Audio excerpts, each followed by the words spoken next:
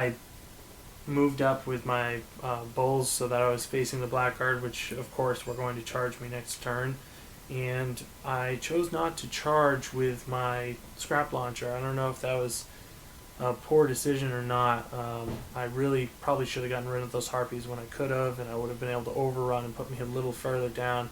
But I decided not to charge because I wanted to shoot this phase. My lead belchers, who had their newly reloaded cannons, just moved to the other side of the hill. They moved a little too close, I think, to those corsairs. I probably should have stayed at the crest of the hill. During the magic phase, I didn't have a very spectacular phase, to say the least. I failed to get off the spell that lets me regain a wound, and then I failed to get off the spell that gives me that +1 toughness. And stubborn. Then you succeeded. Yeah, then I succeeded in a 2d6 strength 2, which I only cast on a whim because I had nothing else to cast, and I irresistibled it. And then I rolled a d6 and rolled a 1, so I destroyed my butcher. This is 2 games I've played with these ogres in 8th, and in both games my butcher has done this exact same thing. That was grim. 2 dice, 2 6s, roll a 1. It was really a bummer, and I felt like things were down for me after that pit, and this felt even worse. But some things started to work pretty soon. In the shooting phase, I missed with my scrap launcher. I was aiming at the big block of spearmen, hoping to hit dead center and maybe take out 5 guys or so. I'd probably take out more than that. Probably, yeah. Force a panic check maybe. Unfortunately, it scattered, and I only had 4, and I only ended up killing 1 guy. And that was my only shooting because I didn't take handguns in my 2000 list because I just didn't have the points. In the close combat phase, my Iron Guts did what they were supposed to and beat on that Hydra. Except for one thing that they didn't do, which they should have. Oh yeah, I forgot to do my impact hits. I'm new with these ogres. Big reason for fielding them today was because I wanted to have a little bit more variety in the show and what armies were played. And I feel like my orcs have been in the last 3 in a row. It's time to bring out something else. So hence the ogres. Next week I'll be returning to my tried and true Nerdle demons. So the combat ends. I've lost 1 guy, and I think I did 1 wound to you. But I had the... Yep, 1 wound to me. I had the banner, I had the charge, and I had the wound, and I had a musician. So I win by 1, and you failed your break test. And I failed a panic test, so this harkens back to some of my old records in games when I would have a unit lose combat through 6 on 7th, and then proceed to watch 4 units nearby panic and have everybody just run to the far corners. So that was a nice trip down memory lane. Yeah, I was cheering here. Unfortunately, I only rolled a 4 to pursue, and you rolled a 6, so you got away. So it was pretty inconsequential, really. All it did is it set you up for another turn of hatred, basically. Pretty much. I kind of wish you would have held. Or that you caught me. Yeah. That'd be okay too, I guess. So that was the end of my turn. Okay, so this time I had considered moving the blackguard up just a little bit, just really tempting him to charge, and making sure that I could get the combo charge in. However, I thought if he charged in, he's getting impact hits on top of his thinner stomps, and if his scrap launcher was free, he could jump in there as well. So we charged the blackguard in, since we get the bonus for combat res, and better to charge than be charged in this case. The harpies moved just a little bit, so that if the scrap launcher does commit, he will run into them and miss the blackguard.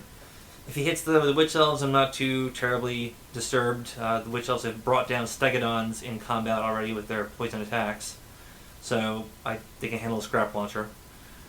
And the harpies tried to charge at the trappers, since they really hate those guys, but they fled, left me with a harpy in the wood who fell and broke her neck. Haha. Stupid harpies.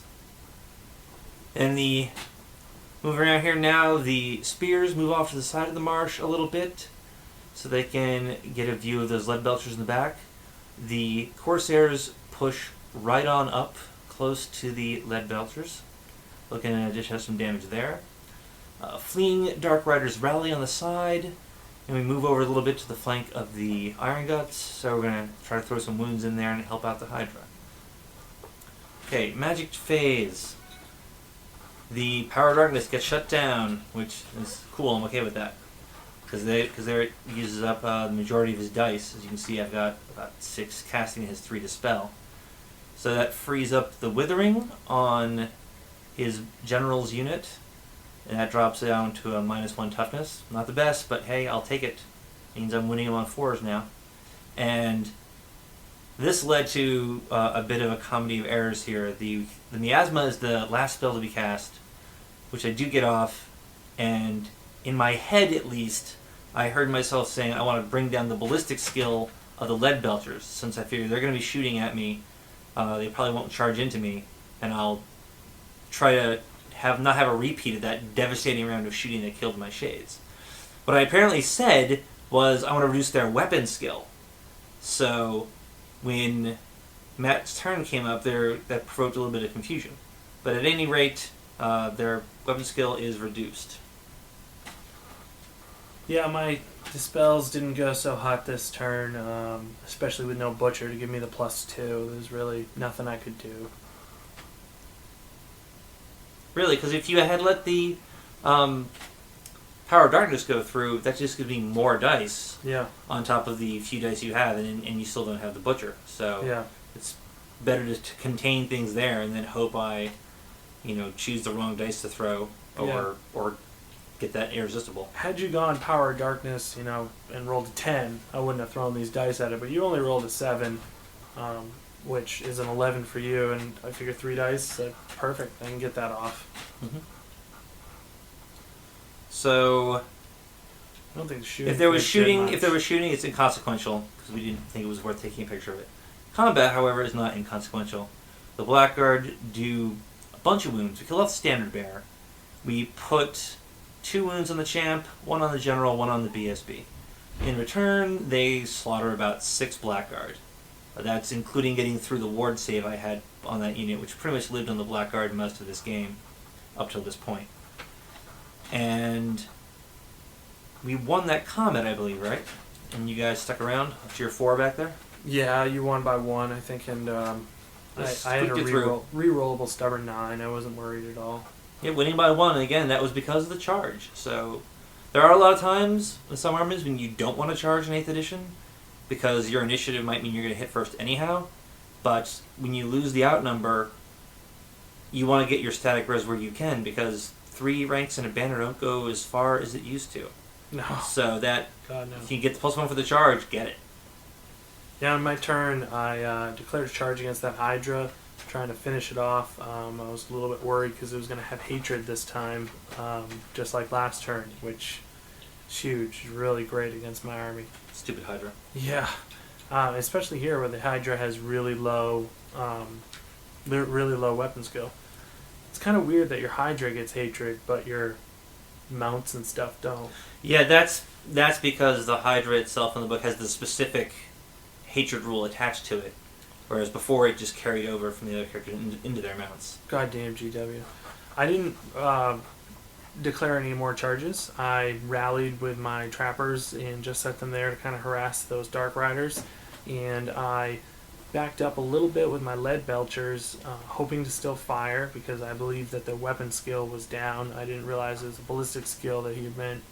I moved my big nasty scrap launcher back a little bit to threaten. I wasn't sure if I was going to aim at the Spearmen or the Corsairs at this point. It depended on how well the Lead Belchers did. And the Yetis reformed, so they were facing those Blackguard just in case. In retrospect, I kind of wish I would have had the Yetis facing the Corsairs, but oh well.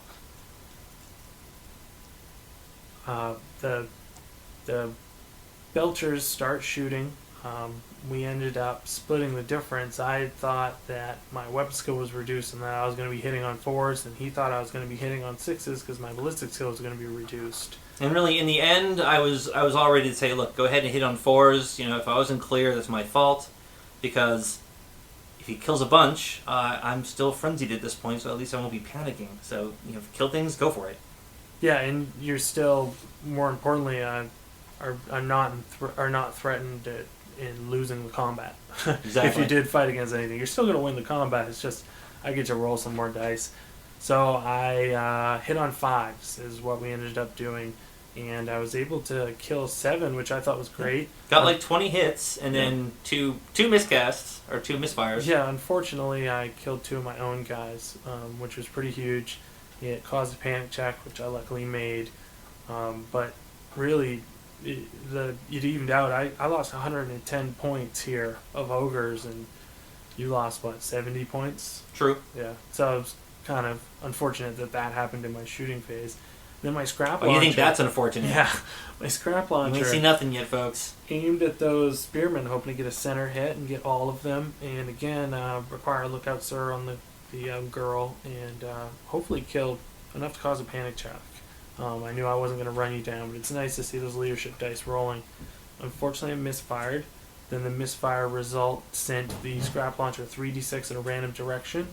I rolled it. It really looked like it was going towards those Corsairs. He was hoping. It was going towards the Corsairs, really. But in the way of the Corsairs, in the way between my scrap launcher and the Corsairs was the lead belchers, who then take 2d6 strength 5 hits. And such a great dice roller I am, I roll 12 and that's right. Kill 2 lead belchers.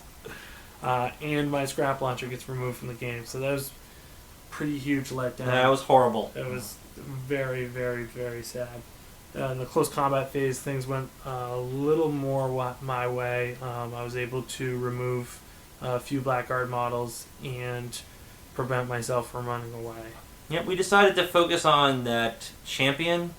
I think we got another 2 wounds on the general as it was, but in 8th, units are only worth points if they are all dead or fled off the board. So I didn't want to mince around and let that champion just stick around and keep all those points there. So we made sure he was dead, got the extra wounds on the other characters, which was Bravey, and then they just hung out. Yeah, I guess the Hydra, which was the other combat, I didn't do enough to break him. I lost by 1, and then I held, which was pretty good news, I guess. But had I done, I think, 1 more wound, I would have won with the musician. Yep, it was close. Which would have been really nice. And then I passed the turn. Alright, I think we're up to turn 5. And we have a charge from those 3 Dark Riders into the flank of the Iron Guts. We're going to have a, charging bonus, flank bonus, and mix up for the fact that I'm charging into something that could really splatter my Dark Riders. But I figure those little bits of extra resolution will help swing things my way, as long as the Hydra does what he's told. The Harpies, again, charge after the Trappers and send them running to the back of the field, so another failed charge for us. No, this time I held. Oh, you held? I knew you weren't going to make the 18. That's pretty fair. And you didn't. 18 or 19 should be makeable most of the time, I think, the 3... Oh, definitely. The best of those 2. I just felt good about it. There you go. Yeah, he had a feeling. And we've got the Harpies coming in to the flank of that last lead belcher. I did that because I wanted to have those Corsairs turn around and maybe get involved with the Yeti or with those characters, figuring if I charged that last lead belcher, I would probably get him, it would probably put me out of the game. Yeah, definitely. My heart was sinking during this turn, to say the least. Not as bad as it was during your magic phase, though. Alright, so this time Power of Darkness goes through, and I get some bonus dice. So here comes the wave of casting. We drop I believe the weapon skill on your characters by 1. And at this point, after having successfully cast Elora's Shadow spell, I used my Smoke and Mirrors to swap positions with my level 4 and my Master character. I probably didn't need a Master in this list. His points could have gone and bulked up other units. But I wanted to have somebody around in case the level 4 got in trouble, that she could throw out a minor spell someone will let through that they want to stop, say, Pendulum, so they'll say, okay, go ahead and reduce my weapon skill by 1. Great. I move her out of the way, put the fighty guy in where you're going to charge, and cast another spell. In this case, it was the Pendulum, which managed to bring down one of the Yeti, leaving 1 left in the unit.